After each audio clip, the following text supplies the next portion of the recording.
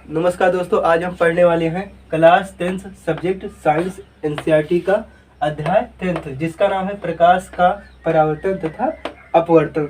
दोस्तों सबसे पहले आप इसमें पढ़ेंगे प्रकाश क्या है, फिर उसके बाद में पढ़ेंगे प्रकाश का परावर्तन क्या है, फिर उसके बाद पढ़ेंगे इसका नियम क्या होता है। तो दोस्तों सबसे पहले पढ़ेंगे कि प्रकाश क्या है। ठीक, आप बता सकते हैं प्रकाश वह भौतिक साधन है जिसके द्वारा हम सभी वस्तुओं को देख सकते हैं, या आप इस प्रकार से लिख सकते हैं प्रकाश एक प्रकार की ऊर्जा है जो हमारे दृष्टि ज्ञान को जागृत करता है। तो उसके बाद में दोस्तों हम पढ़ते हैं प्रकाश का परावर्तन क्या है। दोस्तों यह बहुत सिंपल डिफिनेशन है, आपको चित्र के माध्यम से समझ में आ जाएगी। पहले आप लिख लीजिए प्रकाश का परावर्तन की परिभाषा। ठीक, जब प्रकाश की किरणें किसी समतल दर्पण पर पड़ती हैं तो टकराकर उसी माध्यम में वापस लौट जाती हैं, तो प्रकाश की यह घटना क्या कहलाती है दोस्तों?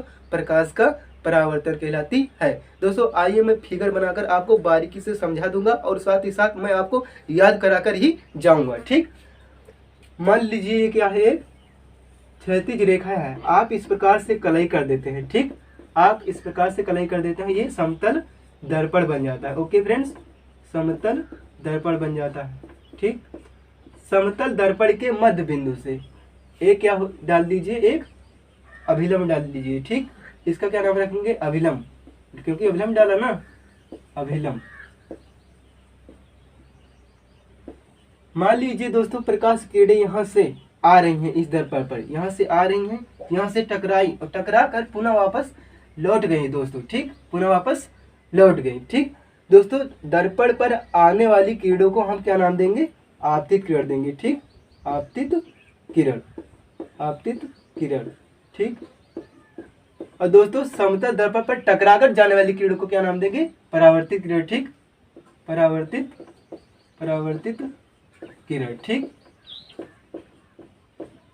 दोस्तों, समतल दर्पण पर यहाँ से किरणें आ रही हैं तो हम इस चिन्ह से दिखाएंगे, और समतल दर्पण पर यहाँ से किरणें टकराकर वापस लौट जा रही हैं तो हम इस चिन्ह से दिखाएंगे। दोस्तों यहाँ पर ध्यान देना, जो अभिलंब है वह आपतित किरण और परावर्तित किरण को दो भागों में बांट रहा है, तो इसमें दो कोण बनते हैं। ठीक, ये वाला कोण हो जाएगा आपतन कोण। ठीक, आपतन कोण, आपतन कोण। दोस्तों यहाँ पर ध्यान देना, जो आपतित किरण, ये आपतित किरण आ रही है तो ये आपतन कोण हो जाएगा, ये परावर्तित किरण जा रही है तो ये कौन सा कोण हो जाएगा? परावर्तन कोण। ओके, परावर्तन कोण, परावर्तन कोण।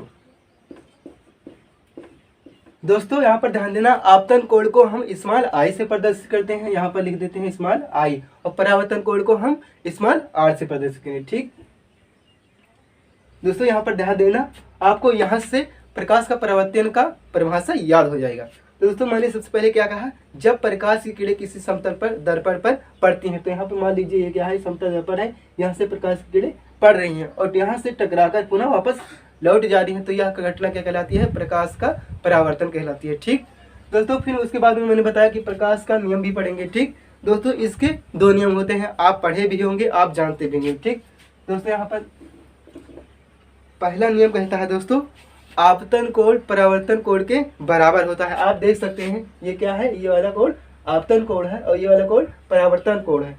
तो इस दिशा में क्या लिखेंगे? अर्थात लिखेंगे यहाँ पर कोण आई बराबर कोण स्मॉल आई। ठीक, अब दोस्तों हमारा दूसरा नियम क्या कहता है कि आपतित किरण, परावर्तित किरण, अभिलंब तीनों एक ही तल में होते हैं। ठीक, आप इस चित्रानुसार समझ सकते हैं, ये आपतित किरण है और ये परावर्तित किरण है, और ये क्या है? अभिलंब।